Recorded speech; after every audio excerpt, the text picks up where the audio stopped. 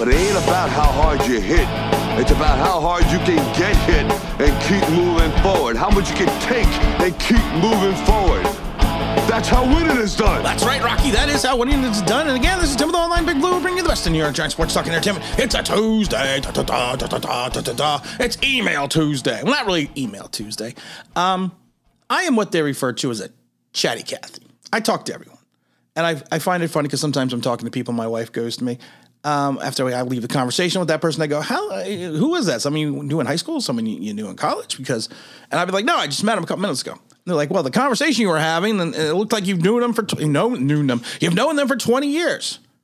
And I said, nope, that's just the way I am. So you know what? I think I've made it known on this channel. I like to visit casinos. I like to go to sports betting parlors and sit down, legally, of course, and sit down and, sometimes, play the horses, basketball, stuff like that. Not in a large portion. I don't make a career of it. I'm not going to say I'm not very good at it at times.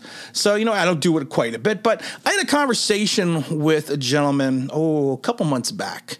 And he was a former professor of mathematics at Georgetown University. And he has been retired for a bunch of years. And he's, one of the things he enjoys is gambling. Legally, of course, because it is legal where I live. Sports betting is legal, so we have sports books all over the place. So I was talking about the Giants. I was talking about, and he was telling me how he predicted the Giants' records for the last 2 seasons, and he had predicted most of the NFC East. And he says he does this via mathematics. And I thought it was interesting because I said to him, well, if you've done this already, well, it's the Giants going to be in 2022. And I hadn't seen him in a couple months now. Yeah, I guess going on a couple months because that was probably back in the end of April. And I get an email from him this morning breaking down, not completely breaking down, but giving me a percentage of a chance of what the Giants' record will be in 2022. Now, I find it funny because right now the Vegas line has dropped on the Giants, and it continues to drop in the amount of total wins. And I always said it before, and people always bring it up to me. I always say I always follow the Vegas line because I follow the money. Because normally when you follow the money, that's basically where they take emotion out of everything because they're just trying to make money. And the one thing I liked about this gentleman who sent me this email, he took emotion out of everything and did it mathematically. Of how many wins the Giants will have this season. He predicted 4.5 last year and 6.5 the year before. So, and I think it's interesting because he breaks it down in a certain way that you're looking at statistics. And you're not looking at statistics, you're looking at what he referred to as variables. Now, he gave me a good example in an email. He says, you have 2 teams. He goes, you have team 1 and 2.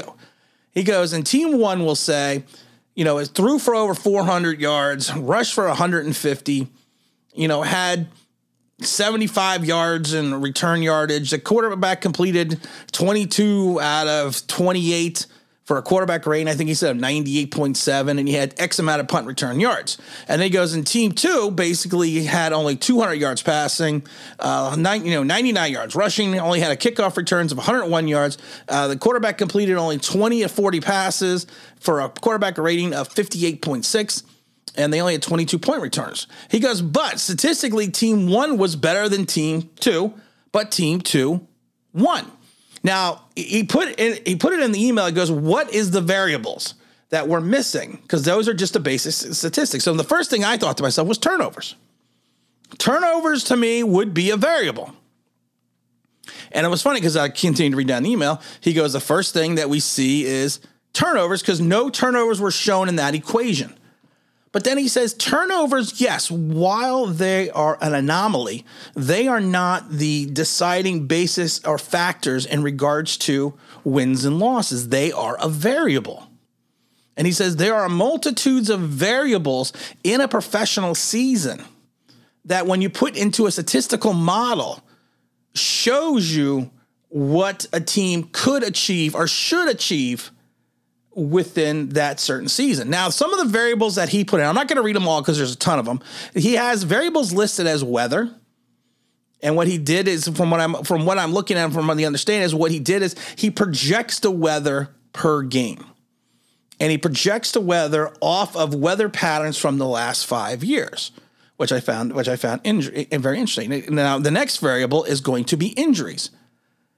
He takes the total statistical outlook of each roster minus the rookies and adds a variable equation in regards to statistical chances for injuries or certain players playing a certain percentage of games. And I thought that was very interesting as well. Then he takes into the consideration home field advantage, and he told me for this email, he looks at statistical basis of a 5 to 7 year period of just playing that opponent either in their home or their away stadium. And he takes a look at the statistical differences between their home record and their away record, but they also take a look at, he takes a look at what the total amount of yardage and other percentages are from when they're home and from when they're away. Now, I'm thinking to myself, this is a lot to go through. And I asked him back a couple months ago. I said to him, so when you do this, you have to do it as, because you play your divisional opponents twice. So I said, when you do this, can you just do 8 games or 9 games now because of the fact that you're going to have X amount of games against opponents within your division? He says, no. He says, you still need to statistically break down each opponent as they were a different opponent because you were playing in a different stadium. And then he says you also need to take into the factor a historical factor of those matchups. And then I said, well, what about so then I thought to myself, and I see it in the email here, there is also what they refer to as he refers to as a rookie variable. He takes a look at the statistical value positionally of the players that the team has drafted, the likelihood that they will either start or play a large percentage or a large portion of the season, and what the statistical impact would be in reference to them either succeeding or not succeeding. And then he says you also need to take a look at the roster itself, especially since the rosters are fairly new now. He says they're not set. So this is going to be, like I said, this is going to be his preliminary numbers because the rosters aren't set yet. He says he would have to do a reassessment once the 53-man and practice squads are set. But he takes a look at the statistical data in regards to players having career years and players that are potentially on the downslope of their career or players that have a percentage of an opportunity to probably be injured at certain periods of time. Now, I was thinking, I'm looking at all this stuff that he wrote in his email, because this email is like 4 pages. And I'm not going to go, I think it took me 10 minutes just to cover the basis of his statistical model. And he goes, and all of this is accomplished by looking at a period of 60 minutes, on Sunday, but then looking at the additional variables of the bye week, what percentage of wins and he doesn't look just at wins and losses. He looks at total yardage and other values that a team has coming off a bye week or going into a bye week. Now, he says there's always the X factor. There's always the factor that you can't account for. It's like Leonard Williams having a career year. You can't account for that. You can't account for Saquon Barkley tearing his knee up in Chicago. You can't account for that. But he says you need to think about that as you're building it into the model, that there isn't always going to be an X factor. And I think it's funny because I'm holding my hands up like an X. Like, it's the X factor. I'm holding it up like that. Now, after he went all through this, he says what he does is he has a percentage of points in reference to wins. Now, he's not giving me the exact statistical model because of the fact I guess he uses it for himself for betting purposes, but each point accumulates up to a certain win percentage. So the total points equals, so let's just say 100 total points equals a win. I'm not saying that's what it is, but I'm just saying, let's just say that. So what he does is he bases his model off this, and there's a statistical value for each game. And at the end of the day, it looks like he's accumulating the points, and those points equal a value, which gives you the statistical model for the wins. I should have asked him, was there a Joe Judge factor in all this?